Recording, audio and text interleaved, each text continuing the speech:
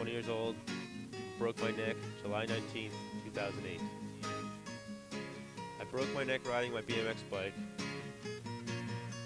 I was going for a rail and went a little too fast at an angle. My back end clipped and I landed the wrong way. Only a month after I graduated high school. Before my accident, I had been riding for about 8 years. I started when I was about 11 or so. Riding took up a good portion of my life, probably like 95%. Always constantly going on road trips, going down to Florida or Canada or something like that. Come home from school, screw homework, just one ride. All my friends would ride. Everything in my life revolved around riding. When I wasn't riding, I was playing guitar or hanging out with friends. When it happened, they helicoptered me to the hospital, rushed me there, was in the ER for a while, had surgery, was in Fairfax Hospital for 5 days. I was on a breathing ventilator. I couldn't talk on my own, couldn't eat, couldn't drink water, couldn't move any of my arms at all. For me to eat, they would have, I had a stomach tube where they would just pour pretty much baby food into my stomach. That's where they poured all my water, all my pills, and then my food into the feeding tube, so I wasn't allowed to eat through my mouth. Hadn't even tasted a drop of water for 2 months. He's orange crush first one. Oh my goodness, that was a big drink.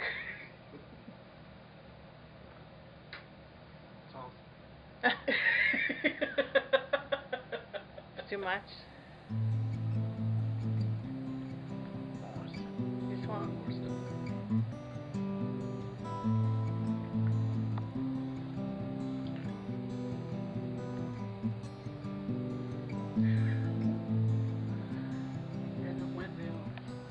I never got any sleep.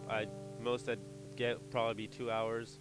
I'd either wake up really, really hot or really cold. Wouldn't matter what it was like outside or in the room. They'd have to pile tons and tons of blankets over me, or just put bags of ice on me to cool me down. And then, yeah, if I needed help for anything, I was sleeping in the room. The only thing I could do was just make up noise. And since I couldn't talk with the trach in my neck, that's the only way of communication I had. People had to read my lips for her to do anything. Couldn't even scratch my own nose when it itched. Eventually, they downsized my trach. I was learning to be able to talk again. Learned how to eat small foods like baby food, anything ground up in a blender. They would put electrodes on my neck to shock my neck and strengthen it. It wasn't fun. I can only feel from about here up. Only have use of my biceps and my shoulders.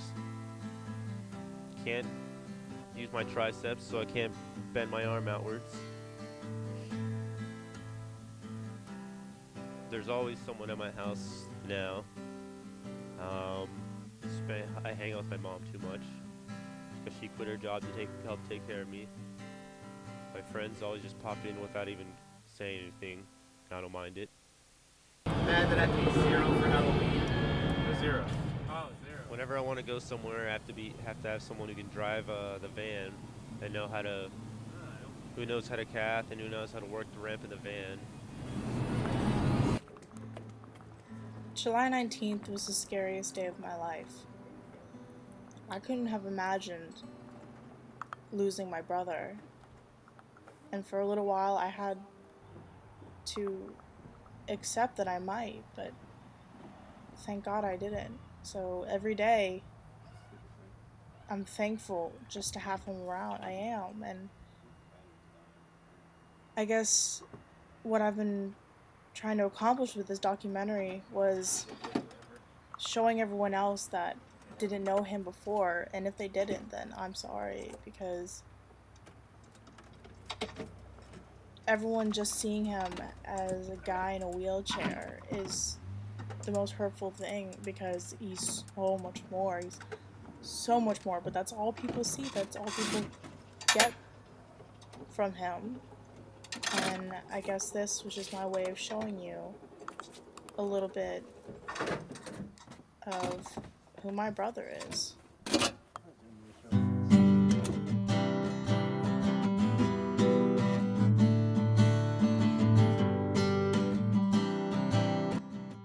Makes you appreciate just about everything there is in life a lot more. Also makes gives you a little reminder of anything can happen, so just do whatever you can now. Don't put things off to the side. Just go out there, do what you love to do. Don't let things scare you. Things happen. The good thing about my accident, what I really appreciate, is I did it doing something I love, so I can't be mad at myself.